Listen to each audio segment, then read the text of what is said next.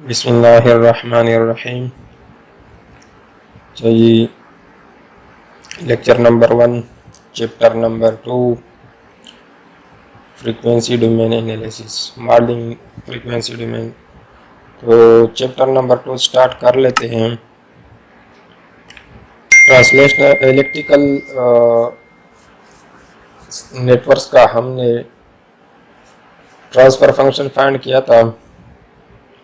Translational mechanical system के ऊपर भी कुछ काम हमने किया था, लेकिन मैं रिव्यू दे रहा हूँ ताकि आपको दोबारा याद हो जाए। तो like electrical networks mechanical system can be modelled by transfer function GFS. तो अब ट्रांसफर फंक्शन क्या चीज़ है? Transfer function is a function that algebraically relates the Laplace transform of the output to the Laplace transform of the input. यहाँ पे definition है Laplace transform की कि यानी output to the input ratio, मगर उसके लिए कंडीशन ये है कि आउटपुट इनपुट दोनों लैप्लास डोमेन में होने चाहिए। तो मैकेनिकल सिस्टम दो तरह का होता है, ट्रांसलेशनल मैकेनिकल सिस्टम और रोटेशनल मैकेनिकल सिस्टम। सबसे पहले हम ट्रांसलेशनल मैकेनिकल सिस्टम पढ़ेंगे। ट्रांसलेशनल मैकेनिकल सिस्टम वो सिस्टम है जिसमें हम लीनियर मोशन पढ़ेंगे, कोई सर्कुलर मोशन नहीं होगी, यहाँ पे लीनियर मोशन होगी। तो जिस तरह इलेक्ट्रिकल नेटवर्क में हमारे पास कैपेसिटर, इंडक्टर और रेजिस्टर 3 कंपोनेंट्स थे, पैसिव कंपोनेंट्स, इसी तरह हमारे पास मैकेनिकल सिस्टम में, ट्रांसलेशनल मैकेनिकल सिस्टम में स्प्रिंग, मास और विस्कस टेम्पर, ये 3 कंपोनेंट्स होंगे। यहाँ पे जो स्प्रिंग और मास है ये एनर्जी स्टोरेज एलिमेंट्स है, जिस तरह इंडक्टर कैपेसिटर में एनर्जी स्टोर होती है, और रेजिस्टर में चूँकि ओनली डिसिपेट होती है एनर्जी, तो विस्कस टेम्पर बिल्कुल रेजिस्टर की तरह है। नीचे टेबल गिवन है, टेबल 2.4। यहाँ स्प्रिंग कांस्टेंट के, एफ जो विस्कस टेम्पर है constant, and M mass of the body, इनके दरमियान इनके जो इम्पीडेंसेस हैं वो फाइंड किए गए हैं और डिफरेंट रिलेशंस को शो कर रहा है। तो यहाँ पे अगर हम देख लें, बेसिकली जो इम्पीडेंस है वो हमने लैप्लास ट्रांसफॉर्म में फाइंड करना है। तो इम्पीडेंस यहाँ राइट साइड के ऊपर आपको दिखाई दे रहा है कि इम्पीडेंस जो है force in Laplace transform divided by displacement in Laplace transform. तो दोनों अगर हम फ्रीक्वेंसी डोमेन में रिप्रेजेंट कर दे और दोनों के दरमियान रेशो फाइंड कर दे तो वो रेशो इम्पीडेंस कहलाएगी। और यही इम्पीडेंस हम नेक्स्ट जाके फिर प्रॉब्लम्स में इनको डील करेंगे। तो सबसे पहले स्प्रिंग कांस्टेंट को हम, इसकी जो सिंबल है वो स्प्रिंग है, राइट साइड पे हमारे पास अप्लाइड फोर्स है एफ ऑफ टी, और इसके ऊपर हमने फोर्स की डायरेक्शन में डिस्प्लेसमेंट शो की है which is x of T, और के से इसको रिप्रेजेंट करते हैं।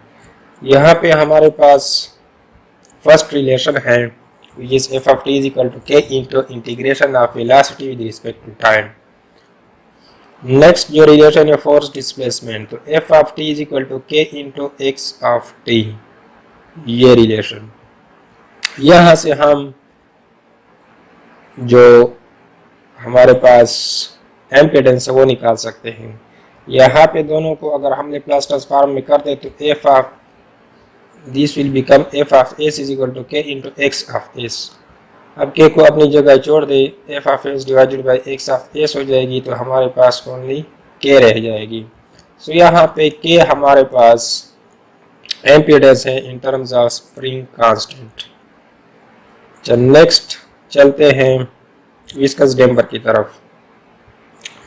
विस्कस टेम्पर के लिए हमारे पास सिंबल जो है ये सिंबल है। अच्छा, एफ ऑफ टी इसको रिप्रेजेंट करते हैं फोर्स राइट साइड डायरेक्शन में, और उसी डायरेक्शन में एक्स ऑफ टी है विच इज द डिस्प्लेसमेंट। तो फर्स्ट रिलेशन वेलोसिटी और फोर्स की, ये F of t is equal to F E into V of t, यानी डायरेक्ट वेलोसिटी के साथ अगर हम विस्कस डैम्पर का जो कांस्टेंट है वो मल्टीप्लाई कर दे तो हमारे पास ये फोर्स बन जाएगी। अब यहाँ से हम इन terms of force and displacement, velocity क्या चीज़ है, that is the derivative of displacement, तो वो यहाँ पे हम लिख देते हैं F into derivative of x of t. तो यहाँ से फिर हम एम्पीडेंस निकालेंगे इसी रिलेशन से। तो फ्रीक्वेंसी डोमेन में इसको चेंज करते हैं, F of s is equal to F E, derivative की जगह एस लिखेंगे और एक्स ऑफ टी की जगह एक्स ऑफ एस। तो एक्स ऑफ एस को यहाँ पे छोड़ दें, एक्स ऑफ एस को लेफ्ट साइड पे ले जाए, f of s by x of s which would be the impedance, तो यहाँ पे f of e into s रह जाएगी दिस, तो ये हमारे पास एम्पीडेंस बन जाएगी इन टर्म्स ऑफ विस्कस डैम्पर। इसी तरह थर्ड हमारे पास मास है, तो मास को अगर हम देख लें तो यहाँ पे राइट साइड पे अप्लाइड फोर्स है और इसी डायरेक्शन में डिस्प्लेसमेंट है, तो F of t is equal to M into a. यहाँ पे ए को हमने रिप्रेजेंट किया है in terms of rate of change of velocity, तो वेलोसिटी को अगर हम दोबारा इन टर्म्स ऑफ डिस्प्लेसमेंट लिख दे तो ये डबल डेरिवेटिव बन जाएगी यहाँ पर इसी रिलेशन में। तो F of t is equal to M into double derivative of x of t, तो यहाँ पे M into a square x of s बन जाएगा अगर हम इसको लाप्लास ट्रांसफॉर्म में कन्वर्ट कर दें। और इसी तरह F of s by x of S क्या बन जाएगा, एम एस स्क्वायर। तो इसी तरह हमारे पास तीन एम्पीडेंसेस आ गए। कौन, स्प्रिंग कांस्टेंट के लिए के है विच इज दिस, और विस्कस डैम्पर के लिए हमारे पास impedance F E into s है,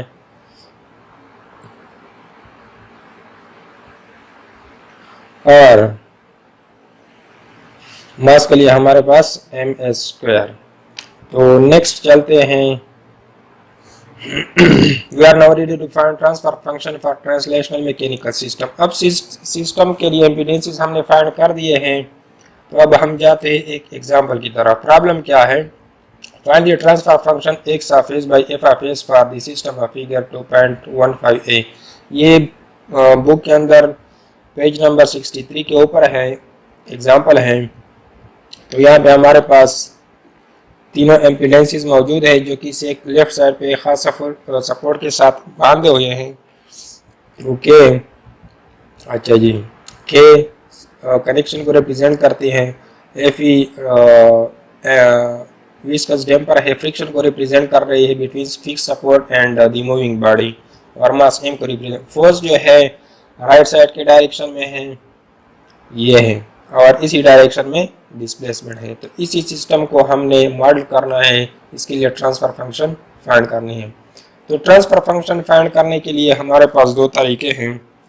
सबसे पहले यहाँ हम फ्री बॉडी डायग्राम पढ़ेंगे, फिर नेक्स्ट जाके इंस्पेक्शन मेथड से इसको सॉल्व करेंगे। सॉल्यूशन,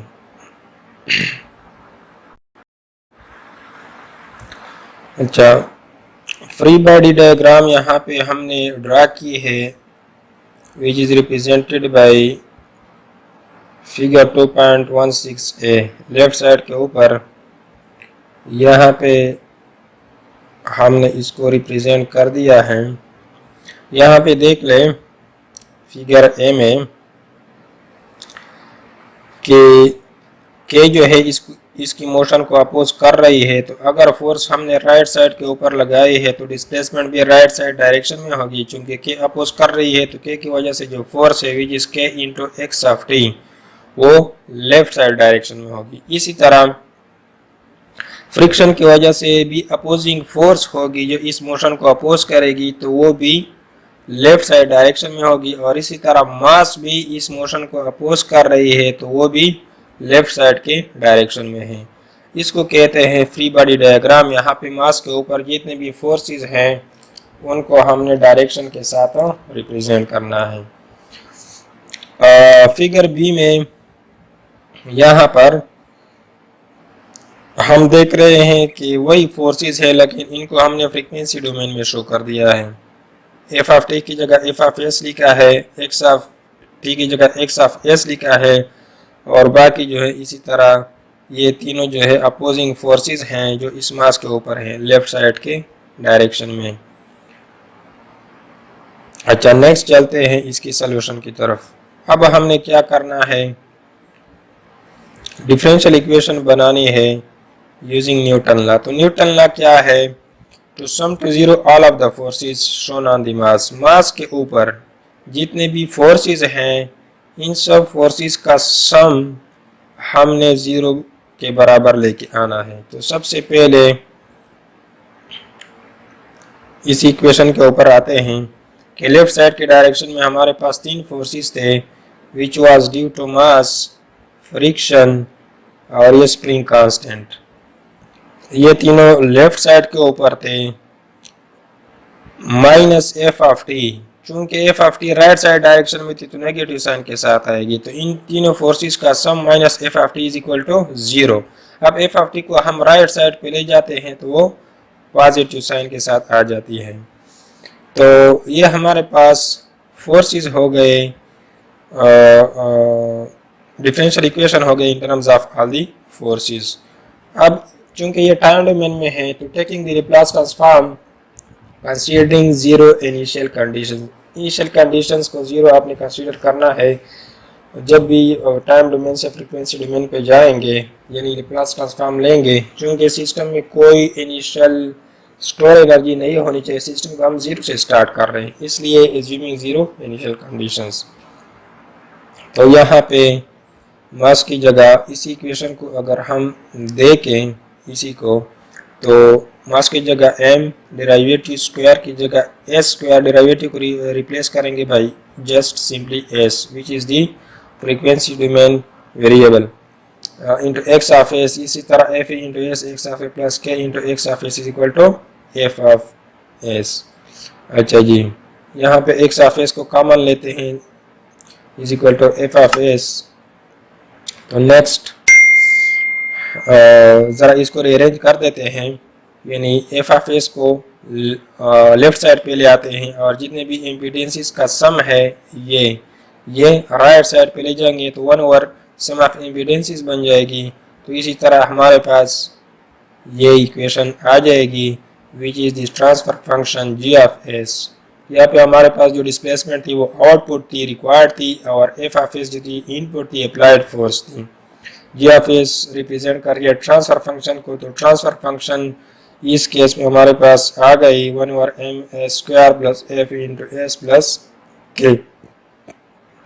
अच्छा, इसको रिप्रेजेंट ब्लॉक डायग्राम के जरिए से, ब्लॉक डायग्राम में ये हमारे पास इनपुट है,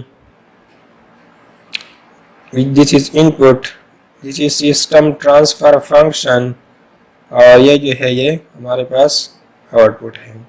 सो ये कंप्लीट सॉल्यूशन बन गई हमारे एग्जाम्पल की। तो ट्रांसफर फंक्शन को इसी तरह फाइंड करेंगे मैकेनिकल सिस्टम में। हमने सिस्टम के लिए एम्पीडेंसेस फाइंड कर दिए हैं, in terms of those impedances हमने फिर जाके ट्रांसफर फंक्शन फाइंड करनी है which is the ratio of the output to the input in Laplace transform.